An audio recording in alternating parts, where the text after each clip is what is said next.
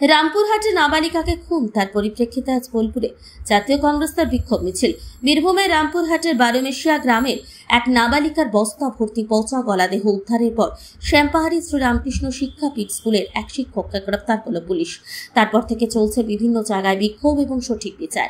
যদিও স্কুল খুলতেই শ্যামপাহাড়ি শ্রী রামকৃষ্ণ শিক্ষাপীঠ স্কুলের শিক্ষক শিক্ষিকারা আসেন এবং তারা পরে উত্তেজিত জনতা প্রধান শিক্ষকের বেধড়ক মারধর করে বলে পুলিশের সামনে। তারপরে স্কুলের প্রধান শিক্ষককে কোনো রকম উদ্ধার করে নিয়ে যায় পুলিশ। পুরো স্কুল চত্বর চরম উত্তেজনা সৃষ্টি হয়। তারপর শ্যামপাহাড়ি শ্রীরামকৃষ্ণ শিক্ষাপীঠ স্কুলের সামনে বাঁশ লাঠি ফেলে বিক্ষোভ দেখাতে শুরু করে গ্রামবাসীরা। এই ঘটনার জেরে রামপুরহাট থেকে ঝাড়খণ্ড বিহার যাওয়ার রাস্তা অবরুদ্ধ হয়ে পড়েছিল। আজকে বোলপুর শহরে প্রদেশ কংগ্রেসের বিক্ষোভ মিছিল শুরু হয়। প্রদেশ কংগ্রেসের দলীয় কার্যালয় থেকে বোলপুর পথ পরিক্রমা করে চিত্রা মোড়ে বিক্ষোভ মিছিলটি শেষ হয়। বোলপুর চিত্রার মোড়ে টায়ার চালিয়ে বিক্ষোভ দেখাতে শুরু করেন কংগ্রেস কর্মীরা।